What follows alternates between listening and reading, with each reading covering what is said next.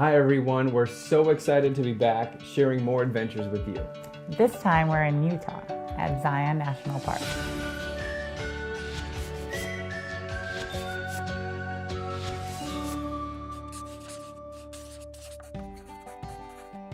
Hello again everyone, Sean and Allie here. And we could not be more excited to be reliving our experiences in one of America's most natural treasures and sharing those adventures with you.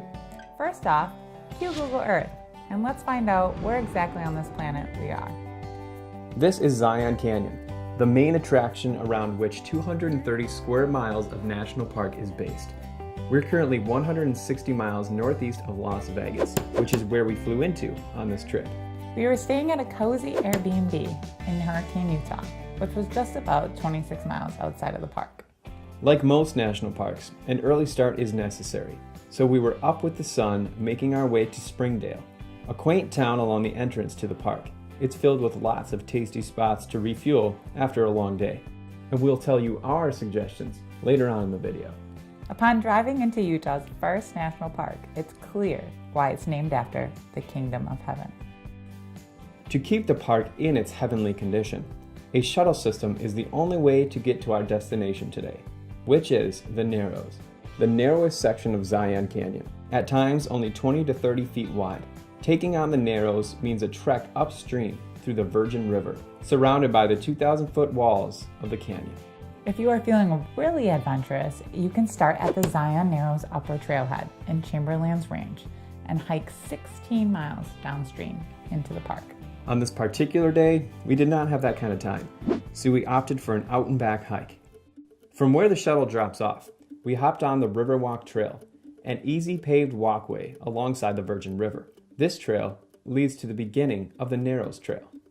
We secured what we needed in our dry bag and took our first steps onto the trail, which is actually a river, and our feet wouldn't be dry for the rest of the day. But we didn't mind. From the moment we stepped in, we couldn't stop smiling. The first few hundred feet of the trail was packed with tourists, but the Virgin River quickly begins thinning out the herd, and before long, we were left surrounded by the towering canyon walls and only a few adventurous hikers. Along the main canyon were smaller offshoots like this one, an oasis on the canyon floor. Since we were hiking upriver with uneven rocks lining the riverbed, we had to always mind our footing, which was tricky. So steady and cautiously was the name of the game. Which gave us plenty of opportunities to stop and look up every once in a while. Especially in places where the canyon really narrowed.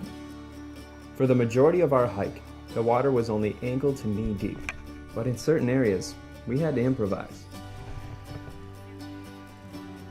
In certain deep spots, water would collect, forming natural pools, which is where we found this little birdie trying to catch a meal. In other spots, the river collects to one side, allowing for a dry patch where waterlogged feet could get a break from the riverbed. Crazy sounds sometimes echoed along the canyon walls as water crashed in and out of the crevices in the rock. We broke for lunch at another oasis-like spot along the river. The water here got deep, and we watched some fellow hikers follow the river into the depths. We took some time to dry out and stare up at the sky before we began heading back downstream. We quickly found out that walking with the stream was much easier on the quads. And as we continued downstream, those heading upstream became more abundant. Before long, we were back at the trailhead and heading down the canyon toward the park entrance. We had a little bit of daylight left to burn, so we decided to take a short jaunt up to Emerald Pools, which we'll tell you more about in a different video. But as far as the Narrows goes, here's what we learned. We wore old running shoes that we didn't mind getting torn up.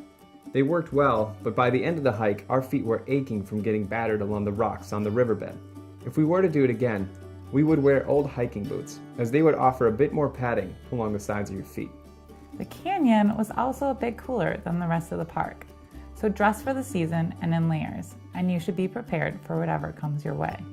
We saw a lot of hikers with walking sticks.